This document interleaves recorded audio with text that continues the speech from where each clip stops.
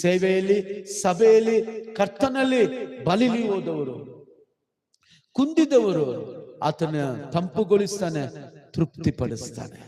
Number 2, ಯಾರು ಕೊಡ್ತಾನೆ? ಎಂತ ಮನುಷ್ಯ ಕೊಡ್ತಾನೆ? ದೇವರ ಚಿತ್ತ ಅನುಸಾರವಾಗಿ ನಡೆಯುವವರಿಗೆ.